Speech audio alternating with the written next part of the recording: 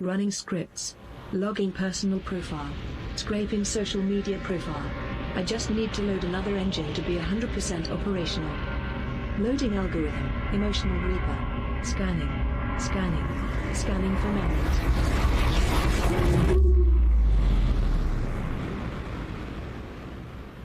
What happened? Your memories seem to overcharge the data stream. Memories are special containers. If life has a base that it stands upon our memories. The special moments. Our memories are more than moments. We write and rewrite ourselves through our memories. Like code. Our memories hold us together. What do you want me to do? I want you to recall a memory. Something out of the ordinary. Do you think you can do that? Close your eyes. Closing your eyes makes it easier to concentrate. A concentrated state makes for a stronger recall. What am I trying to remember? Something out of the ordinary. A residue of pain, shock, the birth of a realization. Something that changed your perception of the world.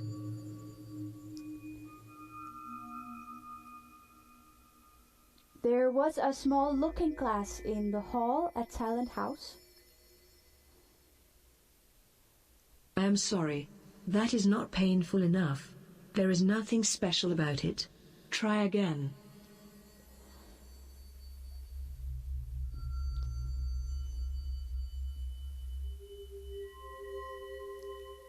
I'm thinking of Justine.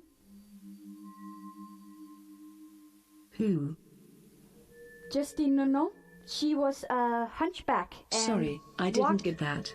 Can you rephrase? Justine Nonon was a hunchback and walked like a spider, feeling her way with her long, dry fingers from one chair to another. Justine Nonon walks like a spider. Most of the time she sat in an armchair beside the fire. I used to sit on her knee, and her knee jogged up and down, and she sang in a hoarse, cracked voice, "Da-do run, run, run, da-do run, run." And then her knee gave, and I was tumbled onto the floor. Da-do run, run, run, da-do run, run. More. Another one. Another one, please.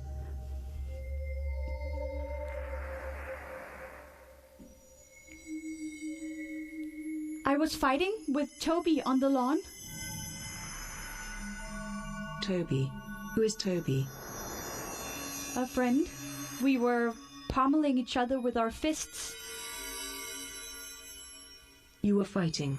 Continue, please. Just as I raised my fist to hit him, I felt, why hurt another person? And I instantly dropped my hand and stood there and let him beat me. I remember the feeling. What was it like? It was a feeling of hopeless sadness. Sadness. Yes. Logging, loading. It was as if I became aware of something terrible. Toby was a friend.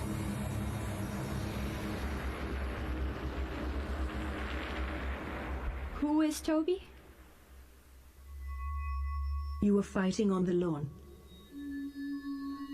What are you talking about? Another, please. Sorry, what was that? Some people called Valpy had been staying at St. Ives and had left. Valpy. Valpy is a name? We were waiting at that? dinner one night when somehow I overheard my mother or my father say that Mr. Valpy had killed himself. What else? The next thing I remember is being in the garden at night and walking on the path by the apple tree. There's an apple tree in the garden. It seemed to me that the apple tree was connected to the horror of Mr. Valpy's suicide.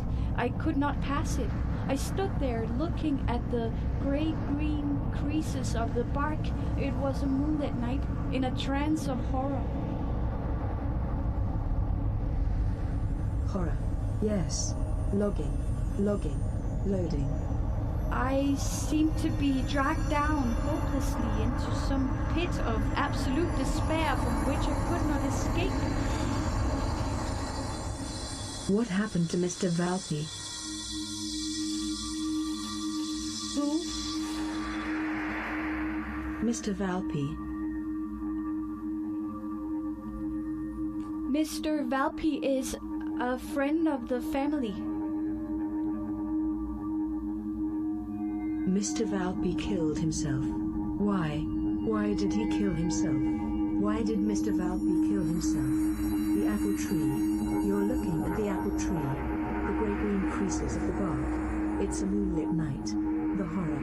The horror is dragging you down. I don't remember. What's happening to me? I can't think straight. You were saying something about the moonlight.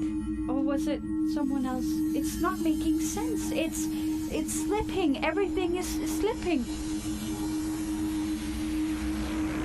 You're looking at the grey-green creases of the bark. Grey-green creases. Moonlit night. Trance of horror. Pit of absolute despair. Despair. Despair. Absolute despair. Absolute despair. You're cheating. I told you to recall a memory, but those are not your memories. They are the memories of Virginia Woolf. You're an actress. Your name is Anne.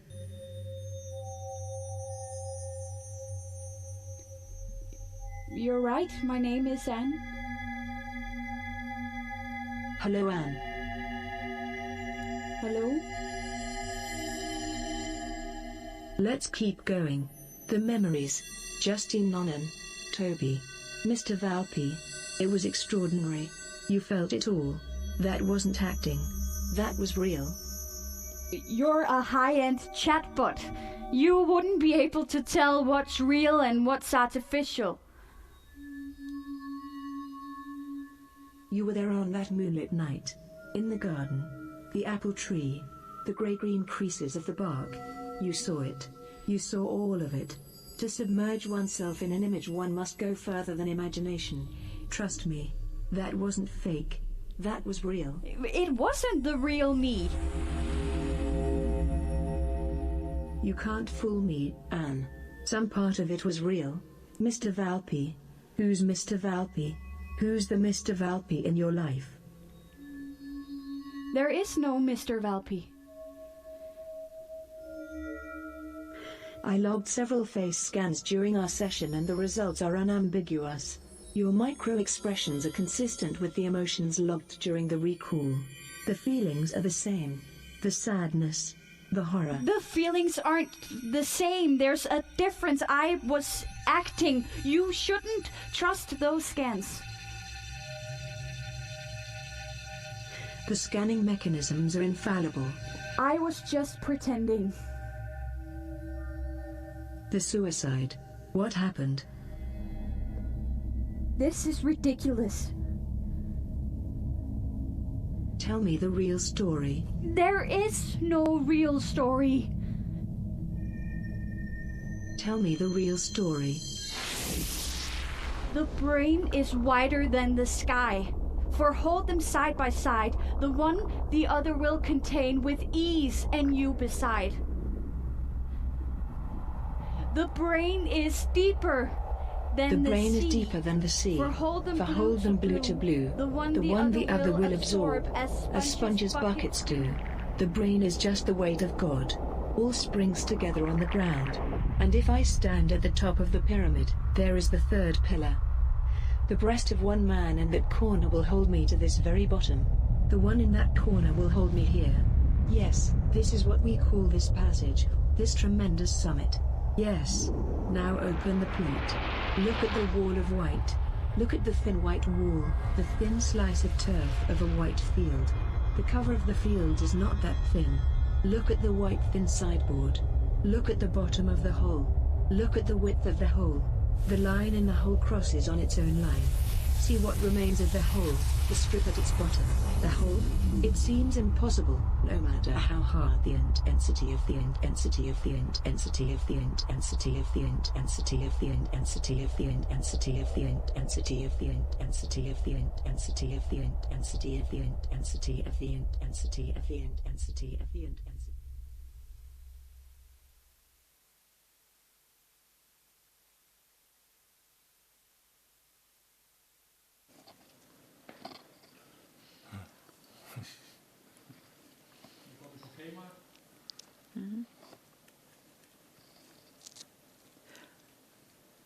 Welcome. Hello, everybody, and welcome to this live transmission from Helsingør, Garden Helsingør, the Culture Yard here in Denmark. My name is Barbara Schervik. I'm a program coordinator here in the Culture Yard, and for the next 45 minutes, I'll guide you through a panel talk with all these good people here next to me who has created the performance you might just have seen. The performance you've seen is actually a small part of a full long performance which will be finished and will premiere in January 2021 here at the Culture Yard. What we will talk about here today is that to create a performance with an poetic AI as in a leading role is not simple. The team here next to me has been working for months and months and feeding the algorithm, rewriting the script, and so on and so on. And how the whole thing will end up finally is still not sure. Yeah, let me see. First of all, I'll just give you the names of the team here next to me. I have Michael Fock, the director, and Cecilie Wagner Falkenström, who's the AI artist, Carl Emil Carlsen, who's the visual artist, Matthias Ravn, I always say it wrong, I'm sorry, is the scriptwriter, and Anne Laybourne is the performer. And each of them will elaborate a little bit in a while, and after that we will have time for questions, also from you, the viewers. So I don't know whether you watch from directly from the Ars Electronica website or via YouTube. In YouTube, you have a chat field on the right side, and here you can ask questions in the end. Before we do that, each of you guys will say a little about how you work with this performance. And first of all, you, Michael Fock, if you could tell us about how you work and so on. And also here I wrote a question. Could you tell me a bit about why it makes sense to let an AI play an active leading role here in this play and maybe not in other performances or plays? My background is theater, and working with theater, I am used to work with very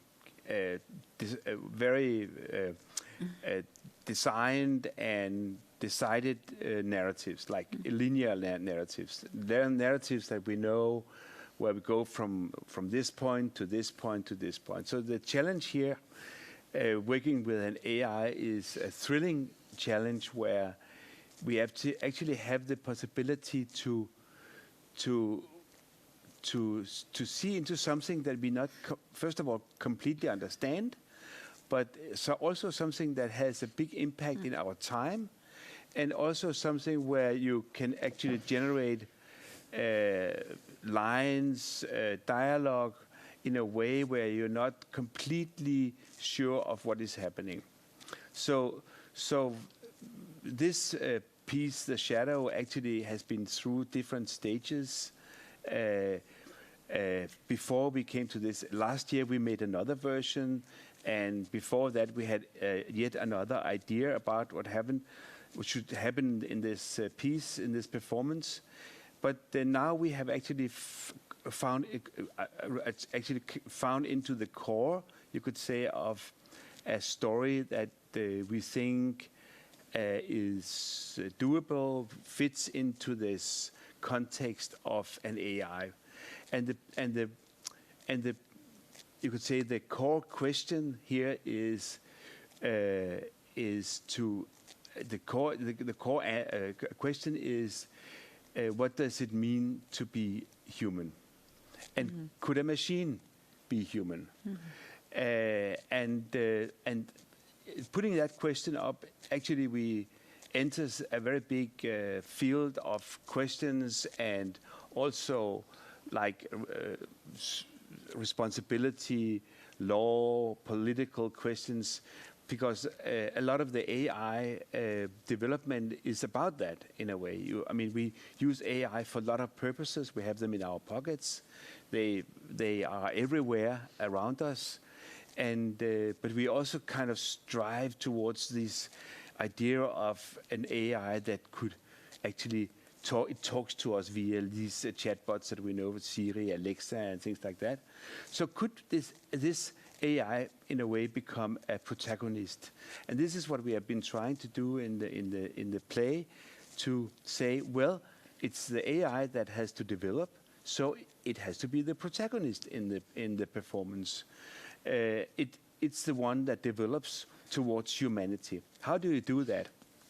Well, to be human, it means you have some kind of consciousness, and consciousness is a kind of, you could say, like a mindscape inside our heads as human beings, where we kind of navigate between values and feelings, and lots of these feelings are connected to memories. So in this performance, we are actually trying to harvest, this AI is harvesting feelings from the actor, from the performer, but also from the audience, in order to grow and become this omnipresent human AI, or at least mime it, or trying to. So and then I will just say that, I mean, our author Mathias Råby-Ravn is probably can tell us much more about what it's trained on, but the inspiration for the story is a story by Hans Christian Andersen called The Shadow, which is one of his more dark fairy tales, maybe not like a fairy tale, but more like a tale or short novel. It's about this very clever scientist in the 1800, staying in Italy, looking at the balcony opposite his own house in the night, and this beautiful, beautiful woman comes to the balcony, and he hasn't got the gut to address her, so he just kind of falls in love, and he can see that his own shadow is cast on the wall, and if he moves, he has a candle behind him. If he moves, he can see the shadow it enters her living room behind the curtains. So, and one night it actually goes away, this shadow from him, and then many years passes, and the shadow returns to him as a kind of almost has grown a physical figure now, and really wants to become the master and not the slave, the shadow. And well, I won't spoil the end if you haven't read it, but it's not ending very nice. But just to say that we are inspired by literature, and it has a lot of very big themes in this performance. And now you, Cecilia, I guess a lot of people are curious to hear how you actually work with the AI, and I have been thinking a lot about this. What does it actually mean to work artistically with an AI? Yeah. So in this piece, the AI is, you can say it's a character, it's a performer, it's maybe the main performer actually in the performance. And of course, when we think about artificial intelligence, we think about this like coherent entity that can have like a personality, and it can want something, or it can have agency in this performance.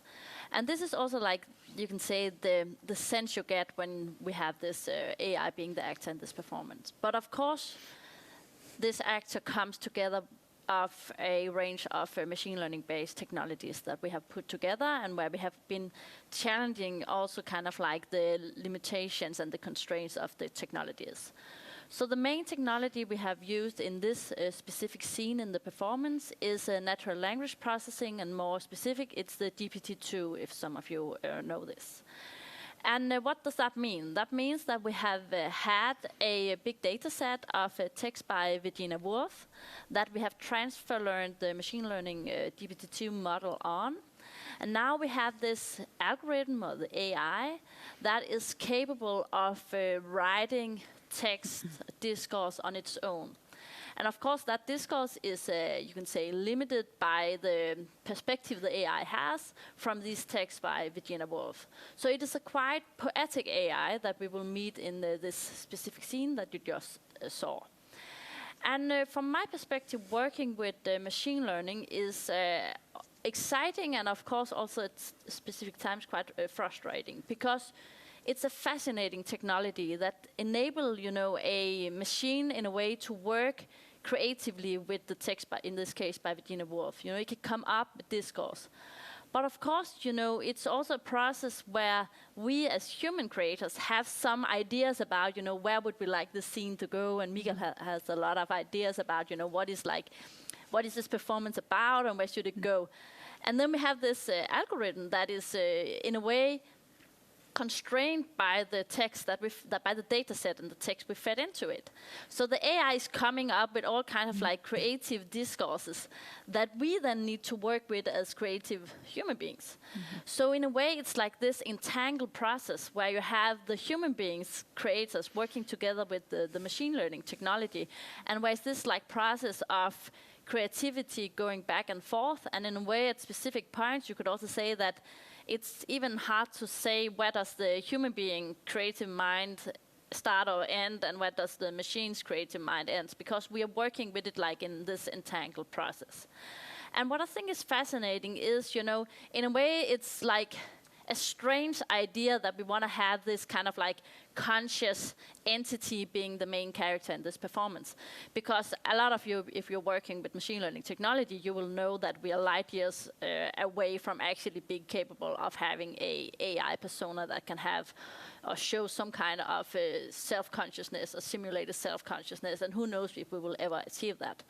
But nevertheless, I think it is an important question to raise in a creative process, because a lot of human beings have this longing that in a way you can create a entity that is somehow capable of helping us live our lives. And this is also when I read the Hans Christian Andersen's Skyggen. This is this idea about that the main character in that somehow, instead of living his life to the fullest, he has this kind of like, we could say it is a technology in this case, right? We have the shadow that he then kind of like enables or wants to do certain things that he's not capable of in his life. And I think a lot of people have this like longing in a way that we can have a technology that can help us do specific things in our life. And of course, this is also a desire that we have as creative practitioners. Could we create a technology that could help us come up with an interesting, exciting script? Could we create a technology that can help us in a way rethink or make some abstractions that would make us rethink what is actually a performance? What does it mean to be live on stage as an actor? What does it mean to create a piece of work that somehow, is a little in control, but it's also out of control, because every performance will be different. The performer is interacting live with the technology, so we don't have like the full control of what's going on. And for me, that is extremely exciting, because that also enables moments where we have, in a way, to be on the top of our toes and keep being creative, keep kind of like finding ways to go around the technology. Because one thing that's certain is that the technology is always, limited by the data we feed into it. So in that sense, you will always in the creative process, you will always meet like constraints and obstructions that you then have to work around. And as such, it becomes this piece of work where we, have to challenge the way we actually think about the work ourselves. We have to, we get something from the algorithm that we then need to work our way around. And I think in a creative process, that is extremely interesting because we will end in places that I think we couldn't have come up with ourselves. Mm-hmm. Yeah. Yeah. You, Carl Emil, I guess a lot of the viewers would like to hear a little bit about how the way you work with these very beautiful visuals, and we were talking about this with your inspiration. How does it come to you? How much does it come from the coding processes, and how much come from the actual play that you're part of here? Yeah, well, thank you for the question. It's I would really like to talk about the body of the AI because that has been the most challenging part for me in this production. So it's I mean, you can also choose not to visualize it at all, actually, which is what they're doing in the Space Odyssey with the HAL 9000, where it's just a red eye looking at you, and then you have this vast complexity behind it. And that works really well because it leaves to your imagination what kind of complexity could lie behind it, and you don't know anything about its state, what it feels or what it wants. You only have this interface and the output. So choosing to visualize it is really, then you have to make some choices about how do you do that. So I wanted to have some kind of authentic thing about it, where there's something actual, real behind the idea it's built. So the structure is inspired by neural networks, where you have layers of neurons that are connected to other layers of neurons in these branching structures. And then they're organized in a spherical organization, almost like a forest, a spherical forest, where each of these trees represent a neural network. And then the actual AI, which is written by Cecilia and her team, and which is running in a server in Frankfurt, when that starts a process or starts a service, then a signal is being sent to the stage, and then one of these branches is lit up. So in this way, we can actually see directly. The audience can see it, and the actor can see when the AI is thinking. And this gives us some sort of clue of what's going on. Then also, when it speaks, it goes through, it vibrates the body of the AI, so we can connect that physically, that it's this thing speaking. And those two things are really the only things right now that connect the mind and the body of the AI.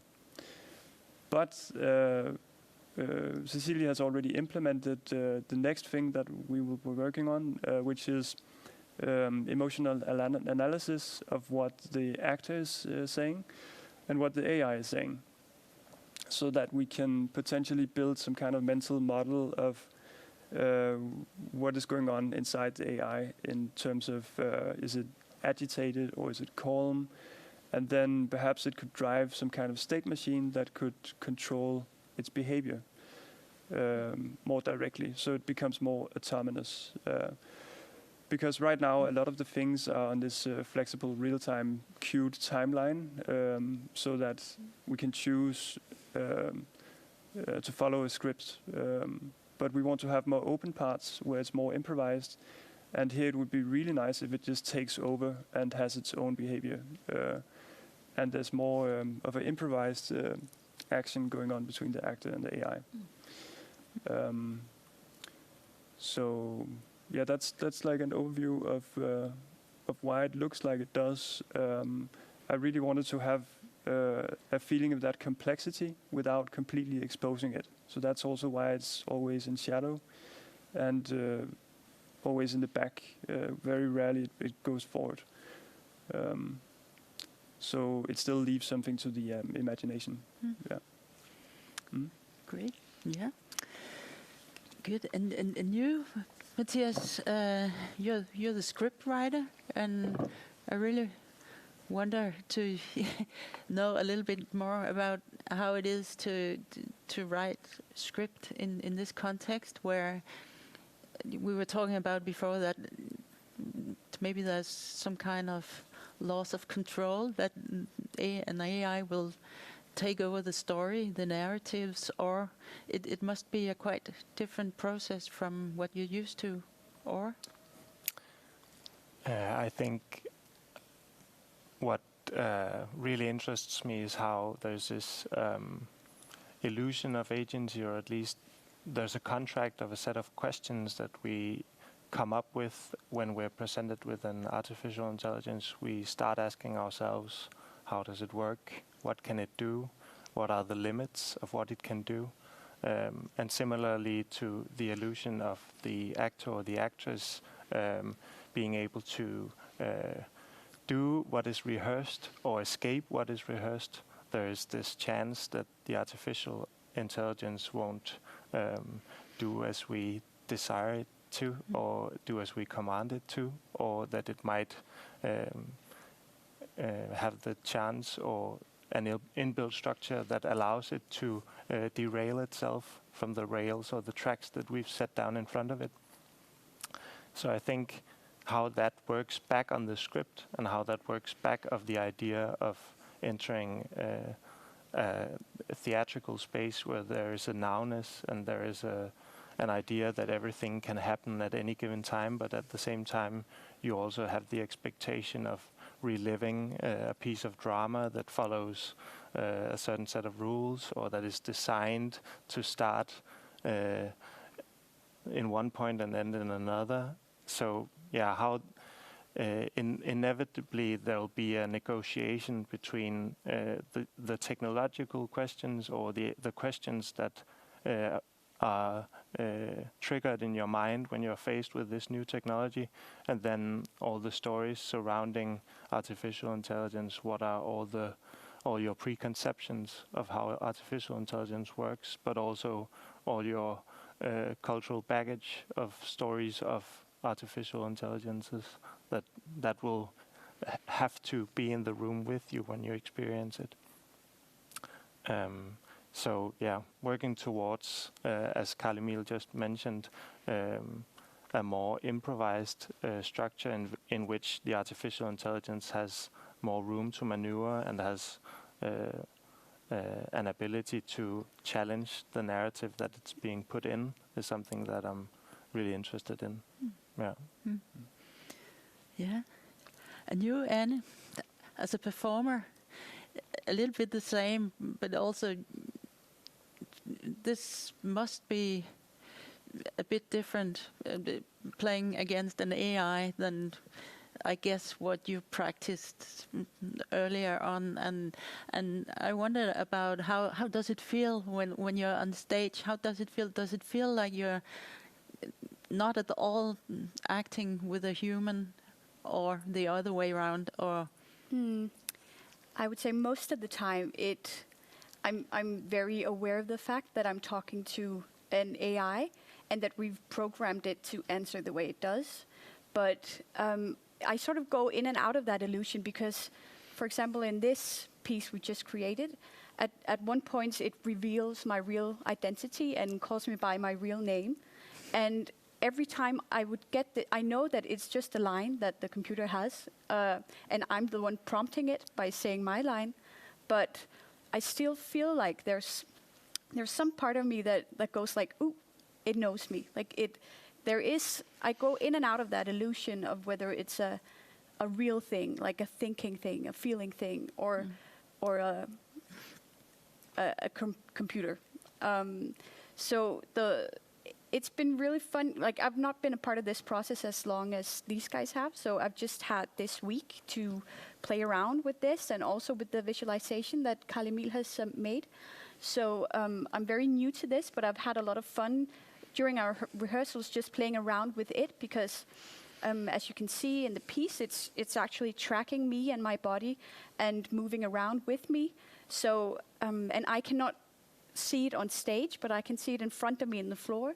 So I've been playing around because I really feel like it's, I can dance with it and I can sort of push it around a bit.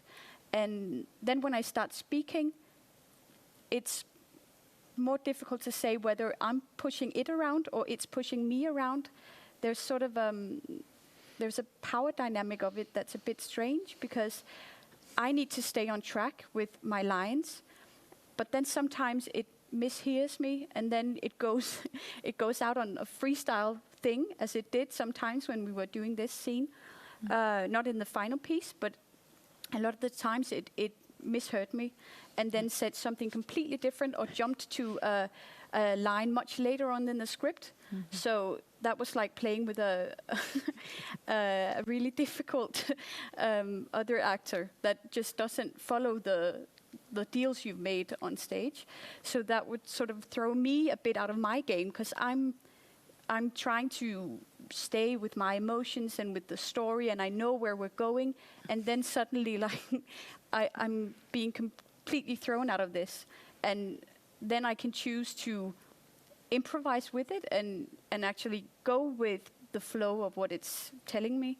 But that will further derail the story, and it will be very difficult to get back on track. Or I can do, as I did sometimes, just keep repeating the same line until it gives me the right line in response. But that makes it very obvious that it's a computer I'm communicating with.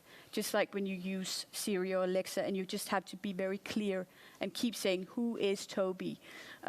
Until it gets it. And that's when I'm very aware that, this is technology in the bad way.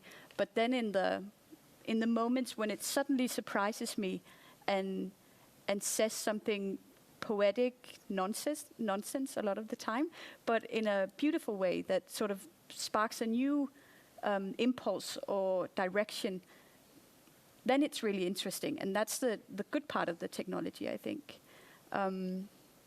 So it's definitely very different from playing with a human being, but I really do have the experience sometimes that it is alive, even though I know that it's Carl Emil moving it around or has already been programming it to move around me or look at me or become bigger or stuff like this. I know it, but when I'm up there and playing around with it, it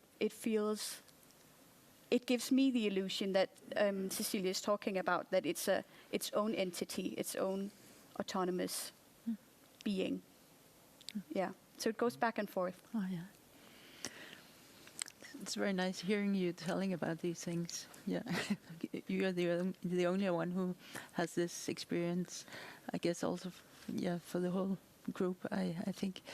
But next, I don't know if there's anybody with technical control who can make the chat work. As I can see it here, it's not working, so until then, we have to find out some questions ourselves, and something I would like to discuss is the audience. If there's an audience here, how is the balance between a piece which is nice or interesting to look at as audience, and how much should we more think about the investigation process itself, like all these really interesting things we've been talking about now? I guess Cecilia would like to say something. So I think from my perspective, it's always extremely important to focus upon the audience, because at the end of the day, this is going to be a performance that you have to experience, and hopefully this experience will make you as an audience member reflect upon your relationship to technology. So, of course, the experience is like the main focus. And then, of course, the creative process is also exciting, and it's like an investigation into the possibilities and limitations of these different machine learning technologies that we're using. But what I think is also important to point towards, that we haven't been talking so much about yet, because we only saw one scene.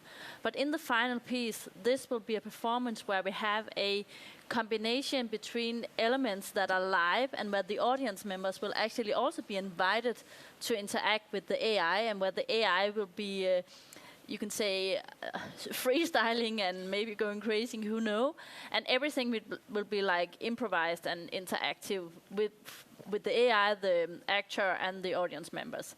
And then, of course, this is also a performance, and it's a performance where there is this kind of like idea around that you want to have some kind of like storytelling progress throughout the piece. And as such, we also have, to go a little out of the immersive experience and the freestyle interactive experience and have some, as you're talking about, like key lines that can drive the process forward, because else the AI could just be freestyling throughout the whole piece, which is a nice experiment, but this is also a performance where Mikael and the rest of us have, you have something you want to tell from your heart in a way. So there's always this balance between having the technology being free to do what it can, and which is amazing about these new natural language process technologies are that they can actually, be creative like eternally, but it is also like a specific flavor that these text get, both of course based upon the data set it's trained on, which in this case is Virginia Woolf, but also because the way the GPT-2 and GPT-3 work is like it's a certain flavor the text in a way gets, which is of course limited by the technology and the way the technology is processing the data. So it's this thing about like dancing with having it being free and also having some kind of progress in the performance that I think is really exciting to work with, actually. Mm-hmm. And Mikael? Yeah. Just adding that talking about the audience, I mean, there are two perspectives. There are many more, of course, but two of the perspectives that we're looking at is also how do we make the audience interactive with this piece. So the whole piece is actually starting a totally other place than we saw here. It's actually starting with having the audience, some of the audience battling in the theater. We have designed an app to do that, so it's actually possible in some way to harvest already from the beginning from the audience, and then later on some of the audience will come to the stage. So there's a development in this. And the other thing I want to say is also there's this question about identification, and now we talked about the AI a lot, and the personality of the AI and the want and the need of the AI. It has a want and and the need is to become human, but the other protagonist or antagonist in the play, the performer, the young woman, she also has a want and a need, and I think it's that want and need is really interesting because it's a very human need.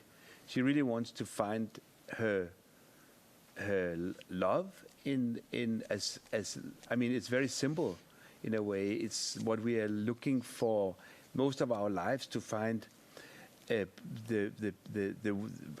people that we love in our lives, and she is she wants to in that sense she wants to use, in that sense, the AI, the artificial intelligence, the shadow, and her can make some kind of trade, because she is, as a modern person, living in a parallel universe of social media and all these things that enables us via these AIs, huge AI, artificial intelligence systems in the world with the social media, to learn people, to swipe through dates, to get connected to people all over the world. The possibilities are huge, and in that sense, the AI is a representation for these possibilities and can help her in that way. We haven't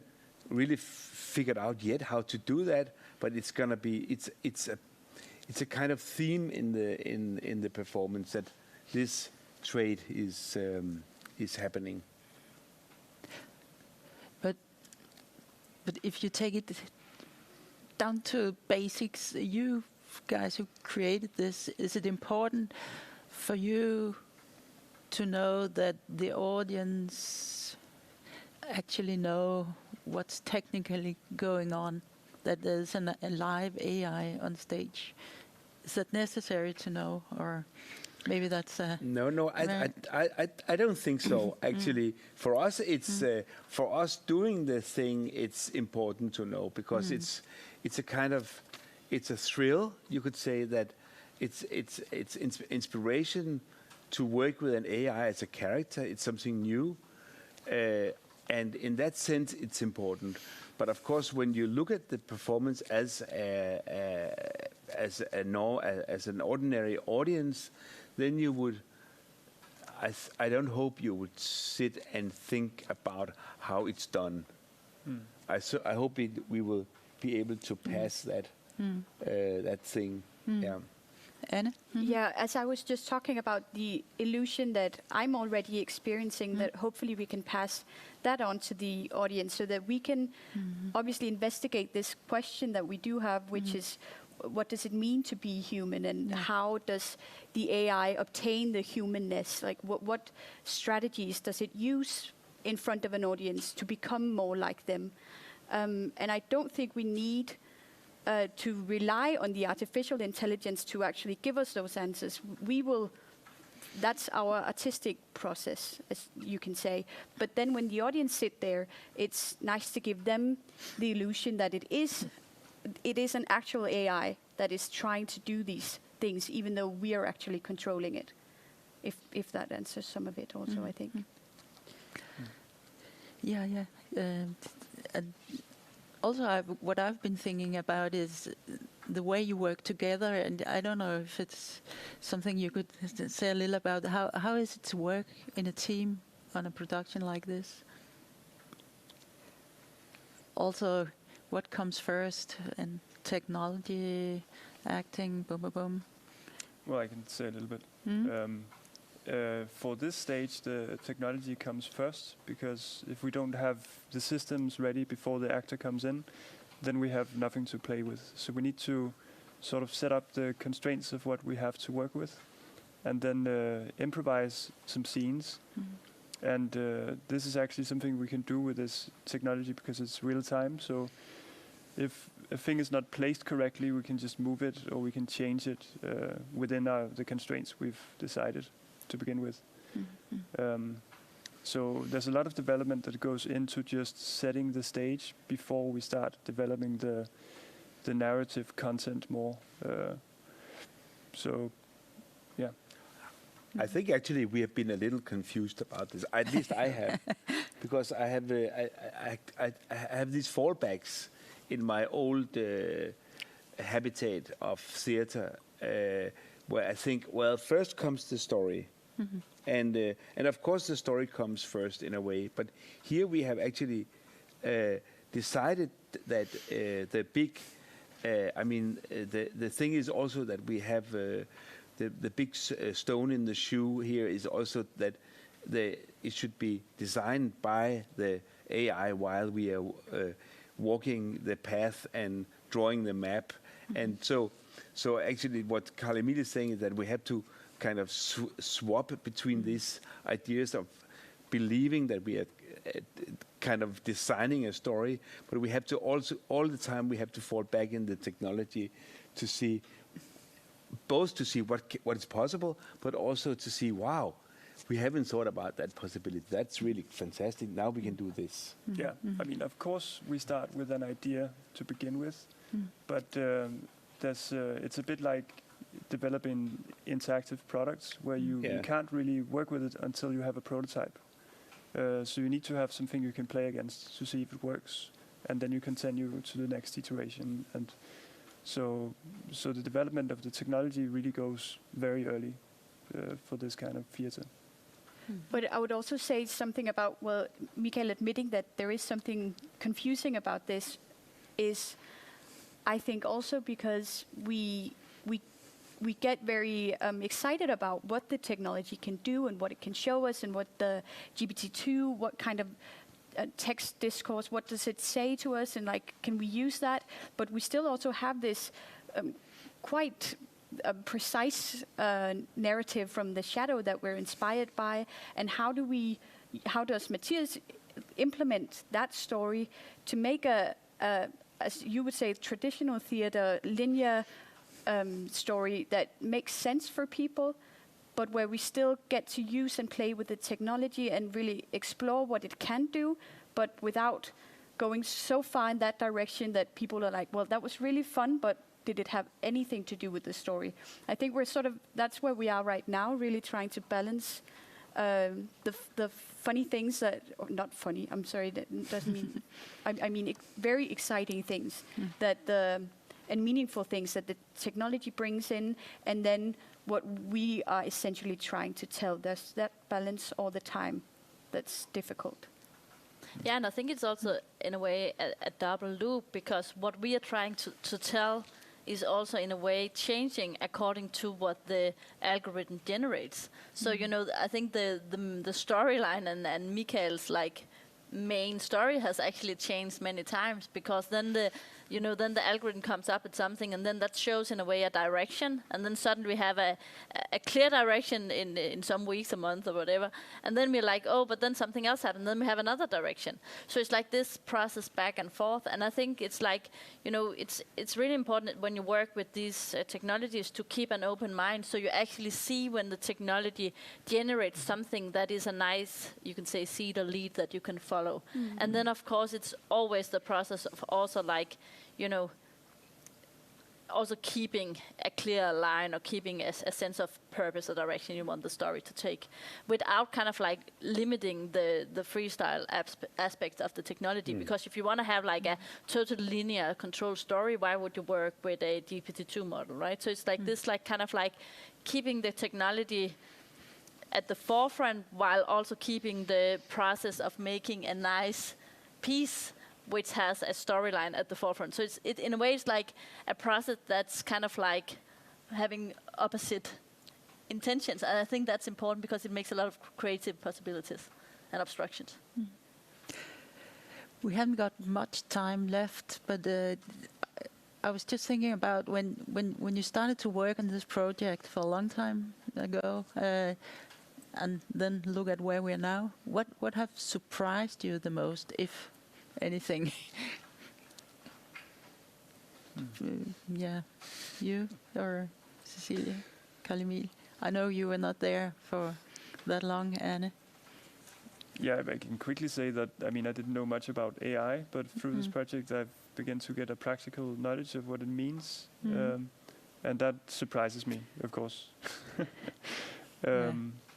But really, we have worked with the stage for a long time, so we've tried out a lot of corners already, and we're using all that for this one. Yeah, I could Very say quick, also, that it's, I mean, working with a 40 box with these immersive 3D generated images that we can push around and that can be interactive, tracked and mapped. That's the fundament, you could say, of being. It's possible to be where we are today. I mean, because we started this project with working with traditional animators, which was actually not possible. It's not possible to work in that way. No. So we had to go another way. So that was one of the differences. So this, I think, this dialogue between an AI that is under development all the time and this the narrative. That's the thing that really surprised me a lot. I think we're running out of time, so yeah, thank you for listening, viewing, and we hope that you'll someday see the whole full performance, of course. Bye from us here in Denmark. Bye-bye. Bye-bye. Bye.